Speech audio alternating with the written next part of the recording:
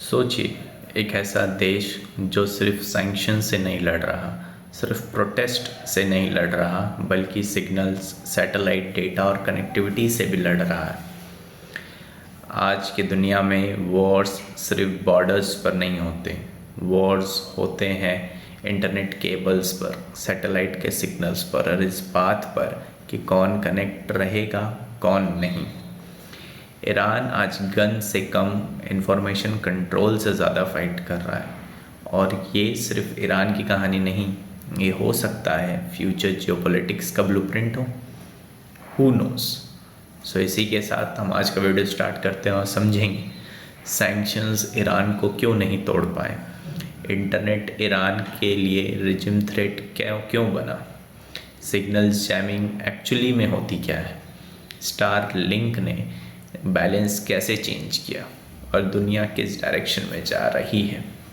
Saurabh Sharma unfiltered. तो आप सभी को मालूम है कि ईरान 1979 के रिवॉल्यूशन के बाद और स्पेशली 2000s के बाद one of the most sanction countries in the world रहा है।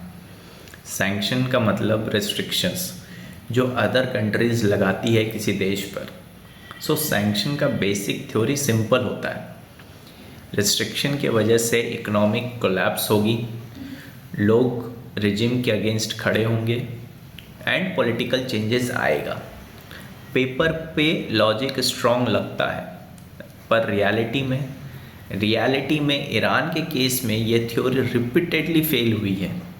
क्या हुआ एक्चुअली में ऑयल एक्सपोर्ट्स रिड्यूस हुए, करेंसी क्रैश हो गई एंड इन्फ्लेशन स्काई रॉकेट हुआ और सबसे ज़्यादा हर्ट मिडिल क्लास हुआ। लेकिन स्टेट apparatus सरवाइव करता रहा, सिक्योरिटी फोर्सेस इंटैक्ट रही और पॉलिटिकल इलाइट जैसे ग्रुप्स ज़्यादा इंसुलेटेड हो गए। इसका एक अनइंटेंडेड रिजल्ट निकला, लोग स्टेट पर ज़्यादा डिपेंडेंट होने लगे। किस लिए? सब्सिडीज़ के लिए, राशनिंग के लिए, गवर्नमेंट लिंक्ड जॉब्स के लिए। सैंक्शन ने ईरान को डेमोक्रेटाइज नहीं किया, सैंक्शन ने ईरान को पैरेलल सिस्टम बनाना सिखा दिया। ब्लैक मार्केट्स नॉर्मलाइज हुए, स्मगलिंग नेटवर्क्स एक्सपैंड हुए, इनफॉर्मल इकनॉमी फॉर्मल इकनॉमी से ज़्यादा स्ट्रॉन्ग हो गई और स्टेट ने इस हार्डशिप को फॉरेन प्रेशर के खिलाफ रेजिस्टेंस के नैरेटिव में कन्वर्ट कर दिया। ईरान ने एक अनकंफर्टेबल ट्रूथ एक्सेप्ट की, आइसोलेशन टेम्पररी नहीं हो सकता, इसीलिए हमें आइसोलेट रहना सीखना होगा।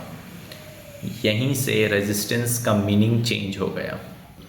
हम सबको पता है कि महंगाई कितनी डेंजरस होती है, पर हिस्ट्री दिखाती है महंगाई अलोन रेयरली रिजिम्स गिराती है। जो रिजिम्स को शेक करता है वो होता है कोऑर्डिनेशन। 2010 एंड 2020 के प्रोटेस्ट में ईरान के लिए सबसे डेंजरस चीज़ ये नहीं था कि लोग सड़क पर आ रहे थे, डेंजरस ये था कि प्रोटेस्ट प्लान्ड हो रहे थे, वीडियोस रियल टाइम वायरल हो रहे थे, पुलिस एक्शन डॉक्यूमेंट हो रहा था और इंटरनेशनल मीडिया इंस्टेंटली पिक कर रही थी। और इन सब का क्रेडिट जाता है इंटरनेट को। इंटरनेट ने फियर को कम किया, नंबर्स को विजिबल बनाया, लोकल इवेंट्स को ग्लोबल बना दिया और ईरानियन स्टेट्स ने प्रोटेस्ट को सिर्फ लॉ एंड ऑर्डर इशू नहीं माना, उन्होंने इसे इंफॉर्मेशन वॉरफेयर माना। और इंफॉर्मेशन वॉरफेयर का सल्यूशन होता है कंट्रोल कनेक्टिविटी। यहीं पर एंट्री होती है सैटेलाइट इंटरनेट की। स्टार लिंक जैसे सिस्टम्स ने पहली बार एक बेसिक असम्पशंस तोड़ दिया, state controls internet infrastructure. Satellite internet का मतलब है no local ISP, no fibre cables, no government choke points. इसका मतलब ये भी था कि बॉर्डर्स अब इररिलेवेंट हो रहे थे, private foreign companies internal connectivity enable कर रही थी। ऑथोरिटेरियन स्टेट्स के लिए ये एक एग्जिस्टेंशियल रेड लाइन होती है, क्योंकि अगर स्टेट इंटरनेट बंद करे और लोग फिर भी कनेक्टेड रहे तो स्टेट का लेवरेज ख़त्म, tata bye bye goodbye. इसलिए ईरान के लिए स्टारलिंक सिर्फ टेक्नोलॉजी नहीं था, अब होता है action. Signal jamming. Signal jamming का मतलब सिर्फ वाईफाई स्लो करना नहीं होता। टेक्निकली जैमिंग का मतलब होता है रेडियो फ्रिक्वेंसीज को ओवरवेल्म करना, सिग्नल्स को नॉइजी बनाना, डेटा ट्रांसमिशन अनरिलायबल बने। और ईरान के पास ऑलरेडी इसका एक्सपीरियंस था। Military communications, drone warfare, electronic warfare doctrines. Starlink के रिस्पॉन्स में सैटेलाइट सिग्नल्स को आइडेंटिफाई किए गए, ग्राउंड टर्मिनल्स आइडेंटिफाई हुए, हाई पावर जैमर्स को डिप्लॉय किया गया। इसका गोल ये नहीं होता कि इंटरनेट ज़ीरो हो जाए, गोल होता है कि इंटरनेट अनप्रेडिक्टेबल हो, ट्रस्ट ब्रेक हो, कोऑर्डिनेशन अनरिलायबल बने। ये सेंसरशिप नहीं होती, ये इलेक्ट्रॉनिक वॉरफेयर होती है। अब बैटलफील्ड सिर्फ ग्राउंड तक सीमित नहीं, ये अब एयर एंड स्पेस तक एक्सपैंड हो चुका है। सबसे इम्पॉर्टेंट शिफ्ट यहीं आता है। ईरान सिर्फ रिएक्शन मोड में नहीं है, ईरान एक long term digital sovereignty model build कर रहा है। नेशनल इंट्रानेट का मतलब डोमेस्टिक प्लेटफॉर्म्स को प्रायोरिटाइज करना, फॉरेन प्लेटफॉर्म्स थ्रॉटल्ड या ब्लॉक किए जाए, डेटा लोकल सर्वर पर रहेगा और एक्सटर्नल इंटरनेट लिमिटेड और मॉनिटर्ड रहेगा।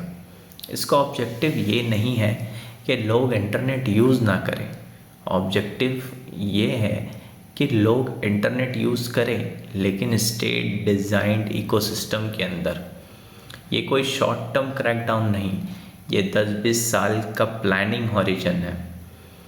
ईरान का मैसेज सिंपल है कि ग्लोबल सिस्टम वापस एक्सेप्ट करे या ना करे, हम सिस्टम के बाहर सरवाइव करना सीख लेंगे। ईरान आइसोलेटेड केस नहीं है। रशिया, चाइना, नॉर्थ कोरिया और कई डेवलपिंग स्टेट्स ये एक्सपेरिमेंट को केयरफुली देख रहे हैं। अगर ईरान सक्सेसफुली सैंक्शंस के अंडर सरवाइव करता है, प्रोटेस्ट डिजिटली कंटेन करता है, सैटेलाइट इंटरनेट को न्यूट्रलाइज कर लेता है, तो एक डेंजरस प्रेसिडेंट सेट होता है। अदर स्टेट्स कंक्लूड करेंगे कि ओपन इंटरनेट ऑप्शनल है। इसका direct impact global internet fragmentation, national digital borders, reduced cross border activism और वन ग्लोबल इंटरनेट का आइडिया स्लोली कोलैप्स कर सकता है। मेरे हिसाब से 4 में से कोई एक पॉसिबल फ्यूचर हो सकता है।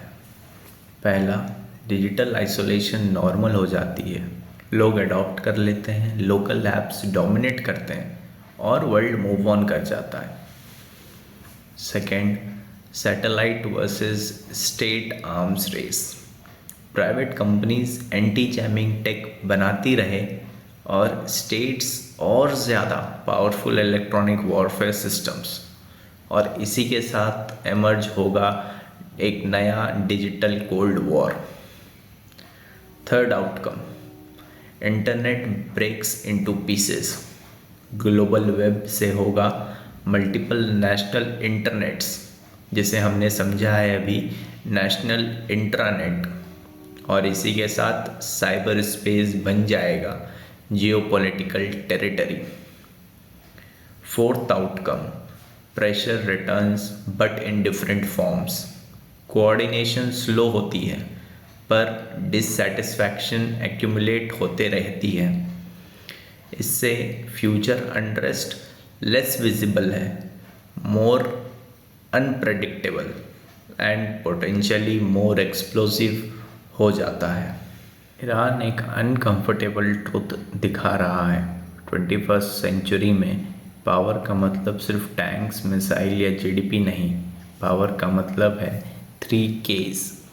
कौन, कब और किस टर्म्स पे। कौन कनेक्ट हो सकता है, कब कनेक्ट हो सकता है और किस टर्म पे कनेक्ट हो सकता है। सैंक्शन ईरान को तोड़ नहीं पाए। इंफॉर्मेशन कंट्रोल ने रेजिस्टेंस का नया फेस क्रिएट कर दिया। और शायद ये सिर्फ ईरान की कहानी नहीं है, ये एक वार्निंग है कि फ्यूचर वॉर्स शायद सिग्नल स्ट्रेंथ से लड़े जाएं, सोल्जर्स से नहीं।